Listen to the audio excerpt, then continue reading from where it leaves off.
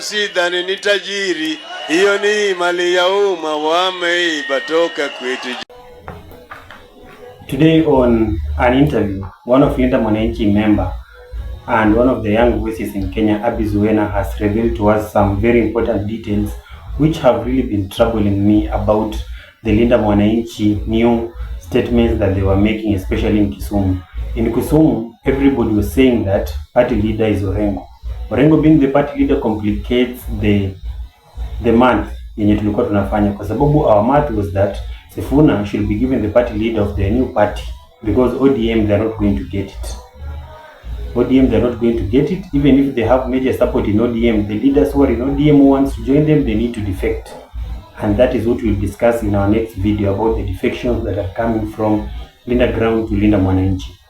So there have been some contentious issues. If Orengo becomes the party leader, is Orengo going for the presidency, or what does that party leader of Orengo means?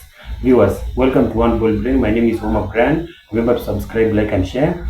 Finya your notification button, finya your like, finya your share. That is how you support us, and that is how you enable us to produce more videos of this kind. So viewers, today I want us to talk about this claim by Edwin Sifuna, whereby Edwin Sifuna said, and I quote, that Sifuna is a presidential candidate and Orengo is the party leader. So what Edwin Sifuna is generally saying is that Orengo will become the party leader of their party, but that does not make Orengo their presidential candidate. So it seems like Orengo will be going for the governorship of Siaya, and now that leaves Sifuna to have a try at the presidency.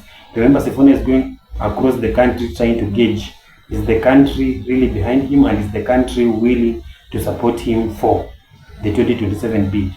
This 2027 bid is a complicated math because the united opposition also are uniting so that they can go against Ruto. Ruto is using the state machinery in mobilizing people from all corners and buying everybody, ndio aweze to make sure that anarudi na hakui one term. So the math is clear. Linda Mwananchi need to move their movement, make it serious, launch a party, and once they can have that party in place, then that means that they will be ready to now go to negotiation with the united opposition, because they will not be able to kuungana na Linda Ground. So Linda Ground, they have different ideologies. One likes Ruto, one does not like Ruto. There's no way you can change that in the other person. So it's two factions. Oburu will remain with ODM, which will itakuwa mnyama yenye inakufa, na wengine watatengeneza mnyama yao, which is PM party. I always tell you the People Renaissance Movement is the party that Linda Mwananchi is going to use. And so Edwin Sifuna has revealed to us that Orengo will be the party leader of the People Renaissance Movement. Yesterday also revealed something about Carol Omondi. Carol Omondi will be the patron of the People Renaissance Movement. So their new party will have Orengo as the party leader, but Orengo will not be the one going for the presidency. You know, in Kenya it's usually common that the person who goes for the presidency is the party leader of the party. But I think it's also possible for Sifuna to be fronted as the presidential candidate while Orengo becomes the party leader, and that is what Edwin Sifuna clarified today in her interview, and that makes sense because I was starting to get worried nikijiuliza kama Orengo atakuwa ndio mwenye anapelekwa na kina Babu na Sifuna, then that means the young vote will not be able to vote for Orengo because Orengo amekuwa hapo tangu zile enzi za Jaramogi. Orengo, though he is legendary, is the first student leader to organize a strike in Kenya, University of Nairobi during Moi's time. He's a vibrant leader, but age caught up na yeye. What he can do is he can only guide the young people, but him saying that he want to go for the presidency in 2027, then that will be like giving Ruto an easy time. And it seems that Linda Mwananchi, that is not their plan. Their plan is to have Orengo as the custodian, as the legal advisor, as the person with experience to guide the party on what to do and the direction to go. And also, Osotsi Journal revealed that for them, Linda Mwananchi, they sit together.